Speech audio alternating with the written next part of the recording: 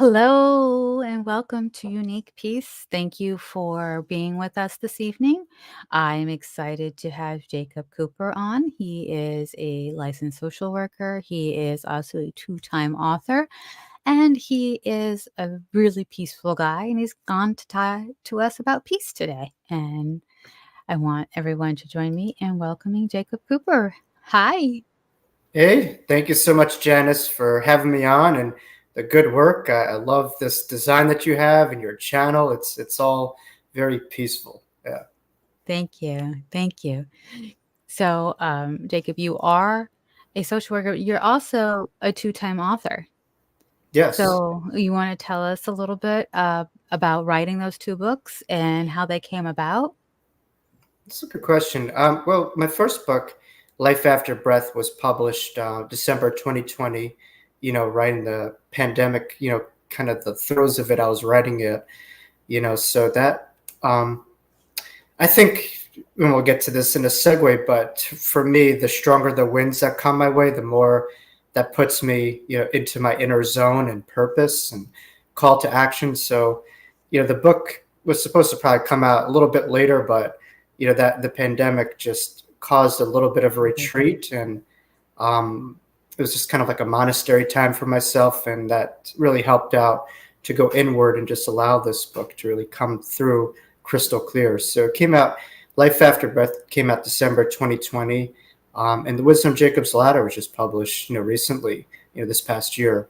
And so The Wisdom of Jacob's Ladder, Life After Breath, what inspired me was just finding pain to be a purpose. I mean, during the last couple of years, especially, there was so much pain, and I wanted people to tune into maybe a different channel of possibilities, a different foundation. And it hits on so many different points, from grief to uncertainty to just finding that foundational reservoir of strength. And both books were really developed and drawn out from my near-death experience that I had. And so Life After Breath, I view, is kind of like my karma. That's my story. That's a memoir. And The Wisdom of Jacob's Ladder is my dharma. It's the bulk, it's the meaning, it's the message of my near-death experience that I had as a young kid. Now, you mentioned your near-death experience, which is a nice segue into how profound of an experience that I'm sure that was, but how did that profound experience change your life? Did you feel like you were headed one way as a kid and then you just took that sharp right turn? Yeah. Well, I mean, in general, having a near-death experience puts you in a different category. It's around 5 to 10% of the population that have these experiences. But then when you have that as an infant, that even puts you in a more rare company. So people ask me, like, what was life like before then? How did that change you? I mean, to me, this is all that I know. And so kids, as it is, are very connected, as we know, because they're just coming from the other side and to this earth body. And so for me, that was even more amplified as a child, having this near-death experience. So it changed the course of everything to me. But, I think the biggest transformation was the value of purpose. I had my life, taken from me when I had my near-death experience, and I suffocated, and it put me on this purpose to understand how sacred life is and the value of giving it over to others. And that's what I do from the ground up within my personal professional work with people, is just giving back life to people. And it's not, I'm not working in CPR or whatever, although I was licensed and trained in that, but it's more of a metaphorical sense. And people are feeling out of sorts, finding that eye of the hurricane, find that clarity during the calamity. Oh, I love that. Clarity during the calamity. I love that. I might borrow that. Michael is joining us. He says hi. Hey. So as you're helping people find that eye in the calamity, what's one of the best ways to do that, do you think? Well, you're asking a lot of great questions here, Janice. Thank you. Mm. I think within the new age, I've found, and I'm not trying to come at it through a place of criticism, it's more of an observational standpoint. I'm the observer, not the absorber of life. But I find there's a great deal of bypassing when it comes to pain and suffering, and everyone's just kind of just focused on avoiding that at all costs, and that's just not practical. Life will have waves come your way, so it's not going away from those difficulties, but going towards it. And it's kind of like, if I love to study animals and what they're about. And so, for instance, you look at the buffalo. When the I buffalo was gonna ask if you've uh, heard the story of the buffalo. it senses danger, it doesn't go away from it, it runs right to it. So I think that's when we're at our best. But the societal construct that we have does not position ourselves that way, because it's very trendy, obviously, and social media has accelerated that with everything's the next, the next, the next. And a lot of people have a hard time facing pain head on and dealing with what is versus, just kind of bypassing it. Right. Right. So you've written 2 books, you're a social worker, and you've had a near-death experience. How does one define peace after all of that? After all that, um, it's so many ways, but I like, I'm a big student of Dr. Wayne Dyer, and one of his quote was, once I find peace, everything will work itself out. And in our society, it's like, once everything works out, then I'll find peace. That's what we're taught, and, so for instance, there's a phenomenon called a midlife crisis that a lot of people have, where you follow the script, right? You say, hey, you get this, you get that, then you'll find it. Then people are like, geez, I've checked off every box and I'm still miserable. And because sometimes we have to recognize, if we're looking for things outside of ourselves solely on that basis, it's not going to stand. We'll eventually get tired, get bored, or it will just run its course. And so peace is the nature of all of us at our core. And so once we connect to our essence, our core, we'll experience that in the events that we encounter. So for instance, I'm of the Jewish descent, the Jewish faith. I've had, family members of mine perished in the Holocaust, and Mm. the Holocaust was the darkest hour of modern day civilization. At least one of them. But there was a man, obviously, named Viktor Frankl, who, was in the Holocaust, Dr. Viktor Frankl, and he found the most freedom when every freedom was taken from him. He found the most peace when everything was, the lowest abyss of modern day civilization. And you would ask, how would someone able to find that? And he just was able to understand that within the core of all of us is that eye of the hurricane, is that peace. No one could take that away from you. They could take away everything, but they can't take away your essence, your soul, the space between the stimuli and the response, so to speak, and the freedom to decide your attitudes and your approaches. And so, sure, there could be a lot of inconveniences. The job could go, the house could go, all those things are disturbances. But they can never take one right away from you, which is the ability to find peace, and experience that. And that is the core of who we are. And as we know, there's people with every reason to be happy and peaceful, and they're miserable. And every person has every reason to be miserable is at peace. And so I think peace comes from really connecting from the inside out, not so much the outside in. Beautiful. I love that answer. And so as you define peace as from the out, the inside out, how do you find peace? How do you find peace in your everyday life in this chaotic world and society we are currently in? Yeah. Well, I think it's important, to be balanced, right? I think a lot of people are too connected to the world and not enough to spirit, or too connect, or not so much to their soul. And people are just too connected to their soul in the spirit realm and not so much the world. And all things are spiritual. It's hard to say which one, but I think it's important to have a balanced connection. But it's kind of like Wi-Fi. You have to be aware of which Wi-Fi channel you're tuned into. If we're constantly bombarded with, all this stuff, then, it's going to lead to discord. But I think it's important, though, to tune in, to be current with what's going on, because that could lead people to be agents of change. I mean, I think in order for people to find peace, sometimes you have to deal with what is and break through that, and have that bit of turbulence to find a newer level. And so it's not to ignore or bypass, but to acknowledge what is and work with it, and then, transform and transcend, some of that difficulty and pain. Okay. So, what are your favorite ways to find peace? Like, what do you do? What brings you peace? Yeah, well, like I said, Wayne Dyer would always be asked, what is spirituality, or what is God? And he would say, God is found with enthusiasm. And, may say, well, but enthusiasm comes from that Greek word entheos, which just means the divine within.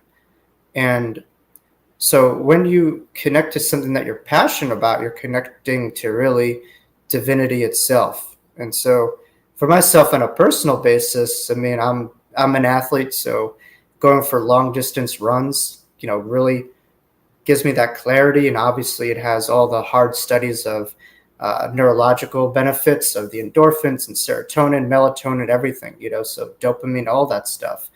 So running is great. I do a lot of exercise. I do a lot of meditation. But I think for listeners, what's important is to recognize your engine, because everyone is wired differently, and to kind of know what really allows yourself and to fine tune from diet to exercise to sleep, and it's funny because you listen to a lot of these gurus, and they're starting to, but like not a lot or enough of them are doing things on exercise or diet, right? And Right. you know, but I just learned now Eckhart Tolle started riding bicycles. He does it slow. I can't picture Eckhart going 1,000 miles an hour, but No, I can't either. I think his partner may be like a fitness or yoga kind of enthusiastic kind of person. But I think I would like to see more of that spoken about, because exercise is the most like spiritual practice that you can do. It really gets yourself clear. It gets you in a zone. You sleep better. Your mood is better. Everything's better when, you're moving. So I'm a big proponent of eating well, exercising. I don't think that's spoken enough in, the New Age community, how significant taking care of your mind and body is. I couldn't stress it enough, and it doesn't mean that you have to go out there and run a marathon. Everyone has their own, level of stretching themselves, and Right. whatever that is, you got to find it. If you're in a wheelchair, if it's possible, do some weights, or whatever, you could do some tapping, some EFT, just move, because otherwise it's, if you ever see like a still pond, it gets stale and it smells bad and it's off-putting. No one wants to Yeah. be around that. But Yeah. then you go to like a beautiful river and there's a waterfall, and it's like, wow, I love being around this. So people are like that too. When you're just stagnant, people just don't like being around that. But if you're taking care of yourself, you're rejuvenating, you're fresh, you're current. People love being around that kind of energy field. It's inspiring to be around. I very much agree.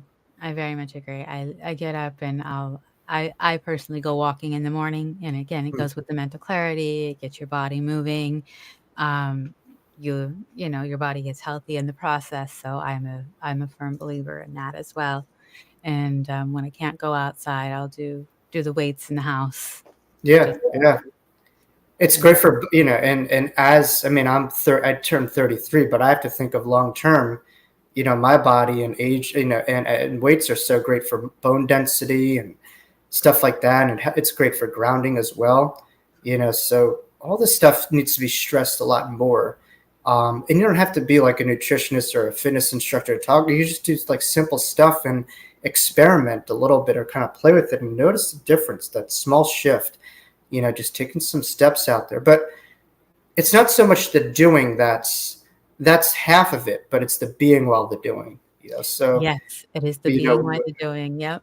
so it's not like a mindless exercise, a very mindful exercise. So walking meditation, if you're present with each step, you're aware of the breath, you're aware of your surroundings, it just really opens your mind. And I was having a conversation with someone how they actually sit at a park and they just stop and listen to the birds around them, the trees, and you just say it's like an LSD trip if you really stop and see like what's going on around you. Like we take these things for granted. We just like look at them. It's like, oh, it's a little bird chirping. It's this, it's that. No, it's amazing what's going on in this, symphony of nature around us if we just find quiet. So if you're asking me what peace is, I think it's getting to that still point and just listening to the symphony of nature unfolding. That is what it's about. I want to welcome Angela Glad. She's loving this, and she agrees with us about the exercise and the Hmm. mind body connection there. So, welcome, Angela. And as we continue, that helps me go into the next question: is how do you help others find peace? How do I help out others find peace? I, I feel we could all be supportive, for others, but we don't have a remote control in our hand, and I think that gives us peace and gives the ability for others to find it. For instance, how could someone drive a car? Well, if I'm going to drive the car for them, they're not going to learn. So certainly we could give some tips, some tools. Maybe go with them in the passenger seat, whatever. But I think it's direct experience that we know, and so I'm a big proponent of the information is important, but like our friend Anna Miranda will say, spirituality is practicality, right? So it's the application of all this stuff. I could talk about swimming till I'm blue in the face, but until I go into the pool, I don't know what it is. So, we have to apply this stuff and experiment and play with it. But I would say for people who want to find peace is to recognize the core of yourself is all that you're seeking. Certainly you could sojourn and travel thousands of miles away and you could find that too. Or you could just turn that door and just pivot and turn inward and you'll find an amazing reservoir of beauty right inside of you. So I think really it's people's ability to reframe how they see themselves and the nature of reality. And that starts with looking at the world through openness, in the eyes of a child. I think that's very important to be open, and that's really presence, and that's how we could find a new experience. So I think a lot of people just carry over perceptions and they get just stuck in this stale viewpoint of life. And to me, that's a death. I mean, to me, life is about renewal. It's about presence. It's about something different. And so if you're carrying the same perceptions, it's going to feel, like I'd rather live 100 years in 1 year 100 times. And most people are living 1 year 100 times Another because time. they're not elevating, they're not evolving, they're not shifting with their approaches to life. So every day you want to wake up a little bit differently than the day before. If not, then I don't know what the point of that day was. So when trying to help people find that shift or make that shift, what are some of the techniques that you use that we can like kind of take with us as we help others find peace in their journey? Mm. Well, I think it's starting to take notice and inventory of our perceptions towards things. It's some of that thought wheel. And I think what's important is to really be able to choose our wording, to choose our approaches towards things, and not just have automatic responses to things. We want to be able to really be active in how we identify situations. And I think what's important is we could face the same thing and person A will have a totally different perception, person B will. And that thing was exactly the same. Now there's a lot of layers to it, and we all have our stories and our traumas and our own baseline towards the stimuli. But I think it's important to be an artist of the mind and the heart and constantly trying to see how could I see this in a different way? How could I cultivate a different picture of what I'm seeing? Because life has very little to do with what actually happens to us and most to do with what we make of it. And that's a God honest truth. And so I think it's learning to kind of take a skillful and wise approach. And in therapy, I call that, we call that the wise mind, technique, where we're having our emotional first reactions and then we get towards those deeper gears of the wise mind approach. And we're able to really see it through a different gear. And it's a lot more seamless and beautiful once you get caught into that pattern and that in that habit, to really pivot and try to see things through a new fresh pair of set of eyes and not seeing things as all this or all that, but trying to find that midpoint too. Nice, beautiful. Now, I just want to circle back to the books for a moment. And when you wrote Life After Breath and The Wisdom of Jacob's Ladder, did you find peace in writing those? I did. There was moments of difficulty, certainly because it was very vulnerable. Particularly my first book, and I'm a very private person. But I learned that another tenet of peace is it's not all about you, right? If you're making life all about you, it's like life doesn't happen to me, but for me. So if everything is about you, it's like it could be difficult. But once you understand that things that happen to you are there not just for yourself, but to have a ripple effect, it becomes a lot more rewarding and a lot easier to handle. And it's a lot broader of a foundation that you have to transform, situations. So, in writing the book, I would just kind of think of, that ideal person, that ideal reader that I wanted to reach, and that's what drove me. I think what gets people in trouble with books is they focus too much on the detractors and their messages are very limited. And you do that with public speaking or reading. So whatever you focus on will amplify. If you focus on the detractors, that energy will constrict itself. But if you focus on those that will really get your message, your message amplifies. Because that comes from a place of love, which is the ultimate amplificational energy, right? Versus fear, which is very constrictive. So, but I found it liberating because I just surrendered and I just said, all right, come through me, kind of like whatever people need to hear. I'm just a vessel, and once I took myself out of it, it became a lot more of a seamless process. But naturally, I'm not. I'm not a writer, at least on paper. I was. Uh, I was, always a struggling student in English, and when I first started in NASA Community, I was put in the lowest possible reading and writing remedial courses there.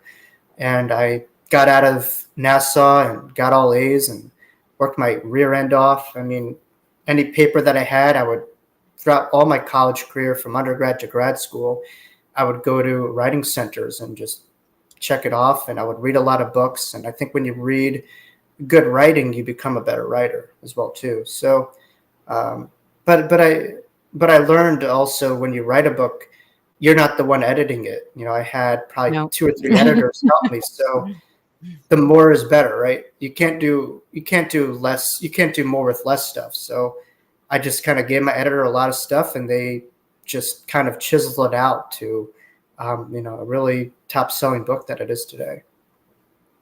Now, after writing both of those books, do you have a favorite? You Do I have can. a favorite? Yeah. Well, I feel the Wisdom of Jacob's Ladder was a lot easier, to write for me because, like I said, I'm a very private person. I'm public, in what I do, but that private part of myself, I just kind of keep it that way. So that was hard, but I did it, not for vendetta or stuff like that. Or just a lament or whatever. I did it for relatability, because for years I would talk about my story and people would have a hard time relating to the other side and to heaven. And so I wanted people to be able to see themselves in my story. And that's kind of what Jesus said, where he spoke about the kingdom of heaven that's in me is in you too. And so um, I don't want to be known as the near death experience guy. I'm kind of tired of that ego, that alter ego. I want people to not put me on a pedestal, but to put themselves on a higher level and to remember who they are and to see my message in themselves. That's all. Because no one has a monopolization of any of this stuff. And if they tell you that they do, run the other way. This Yeah. all belongs to all of us. This is our core, and there's not a VIP for it. No one's more special or unique. It's our essence. We all are divine sparks.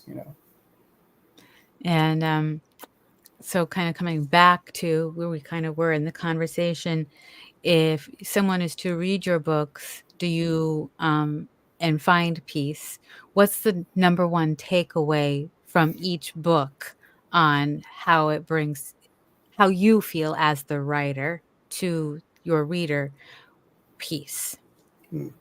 Life After Breath, the title itself, came from my NDE when I suffocated and I was able to find life after the human breath.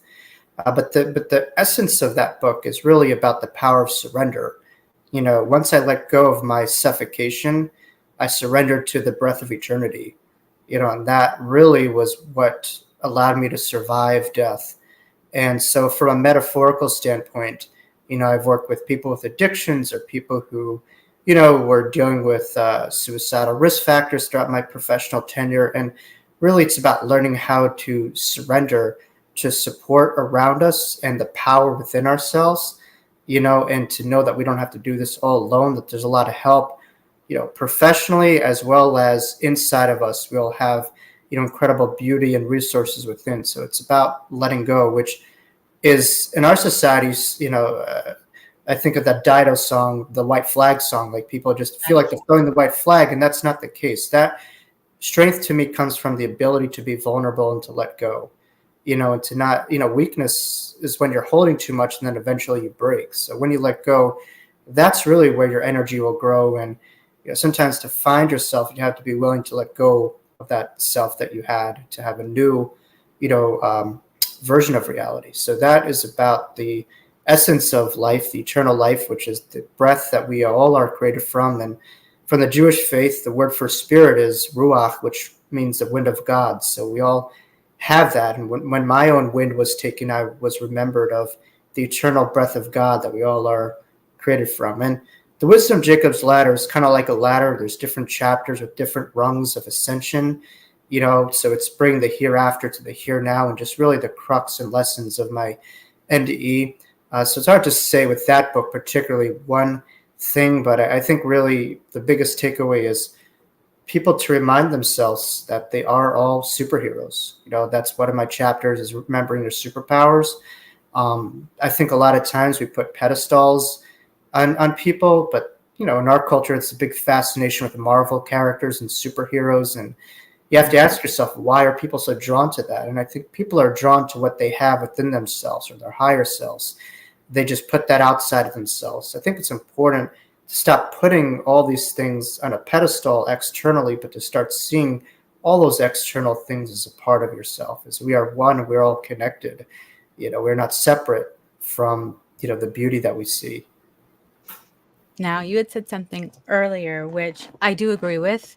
And at the same time, there's that one little sliver in that it's not all about you.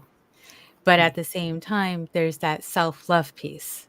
Mm-hmm. So, and it's like I'm a firm believer it's not all about me. So I'm a natural giver to the point of maybe I give too much, and you Mm-hmm. find that self-love, and it's like, okay, that can get turned around at times, and then there's too much self-love, and it becomes very selfish, I guess, for lack of a term. So, how would you in professionally trying to balance that out for someone, like, trying to help them find the peace of loving themselves and still being part Right. of society and a giver of society in society? Sorry. Yeah. Well, balance in anything is key, right? You just have to know, like, when your cup is running empty, how could you properly give if you're burnt out or empty? So really this is about service, but the more that you give to yourself, really the more that you can give to others. It becomes a problem when you're just possessive of that part and you're not sharing it. That's when issues occur. And so I think eventually throughout life, we want to collect beauty and jewels and stuff like that. But eventually you want to just kind of give it away, because we can't hold on to anything of this life but the ripple effect that we have. That's the only thing that leaves us when we're here. So, yeah, the bigger ripple effect that we have is really dependent on, how we are able to really amplify that energy. And the better we care for our own engine, the better it can run, and the more people we could have on board, so. I love that. I love that. You also reminded me, when you said you just wanna give it all away, there's I can't remember a story or a play, or if it was a story that was turned into a play, but it's called "You Can't Take It With You." Mm, And you can't. You're still living it to people, so might as well right. give it away. Right. I always Yeah, share. and everyone had things that make sense, but I think balance is key. And it's not to ignore the physical reality or to just really deny yourself of the earthly pleasures. I think that's why we're here. We ascended, into physical to really enjoy, all these things. So there's a degree of shame and many things from indulgences, but I think you want to have it where it's not an addictive pattern, but you should enjoy things because what we do in this life really impacts our afterlife. And so the passions that we have, the activities that we do, the music that we love, the food that we have, the people that we're involved with, all these things, we could carry over. So that's really about making heaven on earth is, yes, having this awareness, but also, making your life memorable and having rich experiences. And so, yes, there's different tools, there's different techniques, but to me, the most spirituality comes from the lives that we live itself and the depth of the relationships and experiences that we have here, Now, I'm going to throw in a bonus question. Sure. Now we've talked about how you find peace and what Mm. you do for peace. What's your favorite thing to do for peace? Do you like to go? Are you a marathon runner? Are you just a long distance runner? Are you No, no, no. to run a I couple miles and come home? I think with that, it's I love the zero point zero bumper stickers. Those are pretty funny, because I Yeah, think a lot of it is just a lot of ego with that stuff. I mean, I could see it if you're raising money for stuff, but I think there's a lot of ego with that. And quite honestly, for the body to run that amount of miles, I just don't see that as a good thing. And life is literally a marathon, so if you're doing that amount of running, you're not going to have, your knees are bound to wear and tear, and just yeah, so you gotta, for me, you gotta pace yourself. I used to do like 9 miles a day every day, do it probably in around an hour.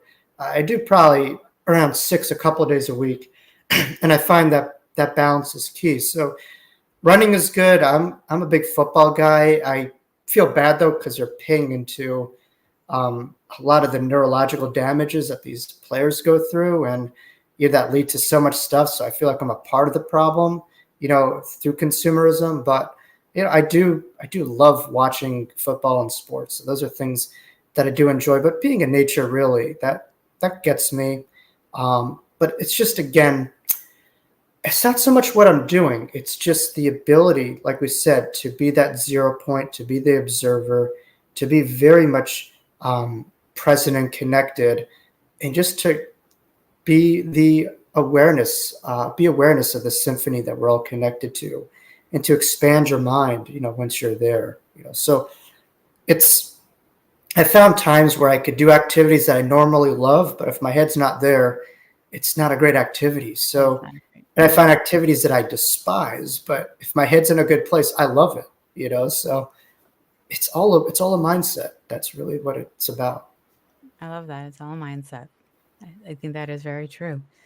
So, my question that I like to ask at the end is, if one of your coworkers, now you have a very stressful job. You're It you're can be, yeah, yeah.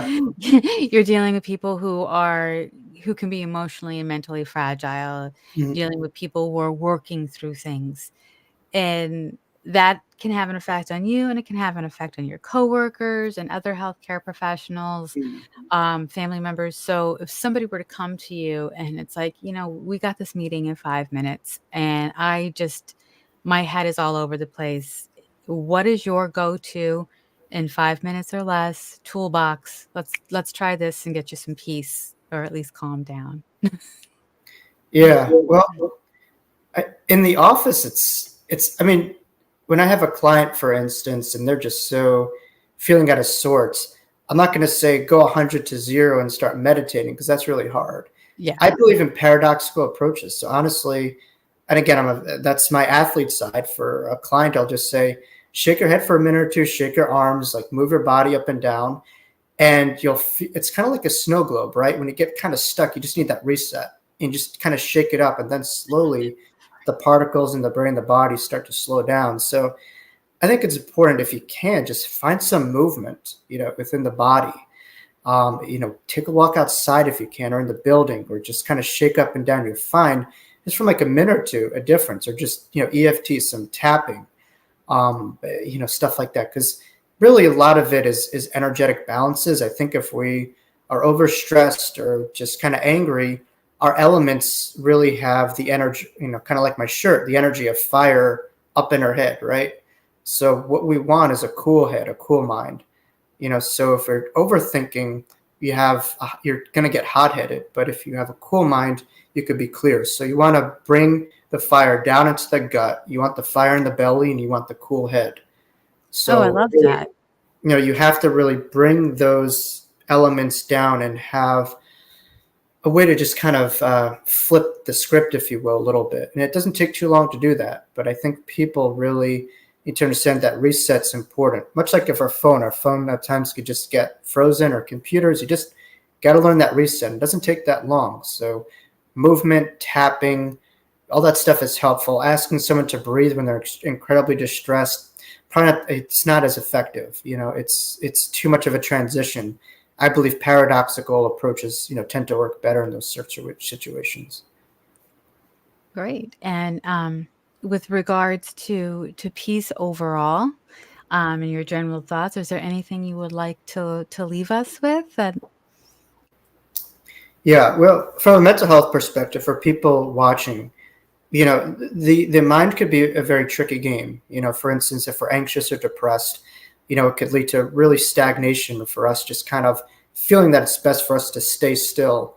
But hard psychological studies have proven time and time again that as activity level rises, whether that's socially, whether that's going out with people, whether that's doing different activities, as those are, productive activities increase, actually depression improves and anxiety goes down. So if anything else, finding peace isn't just stagnant kind of point where one day you feel it and that's the trajectory of the rest of your life. Each day is an opportunity to draw us closer or further away from it. And so I think it's important is to find structure, find activities, find the things that you love, rewarding yourself, celebrating those small victories too, because in our society we're taught in order to be something, we need to do something. So I think really people recognizing that they're enough, but also like checking in with those small little victories that they had, and recognizing the opposition of the difficulty to persevere past that. So I think that's important. But if anything else, I would say monitor activity levels if you can, because we work best when we have a deal of structure, but also presence in that structure, awareness in that structure. And that's how we do our best. Yeah. I love that. I love what you just said, that celebrating the small victories. People forget to do that. I try and get my son to do that all the time. I do that with my coworkers because we work in a stressful situation like everybody else, and it's like, don't focus on, how much we have to do, focus on how much we've already done. It's like we might be halfway there.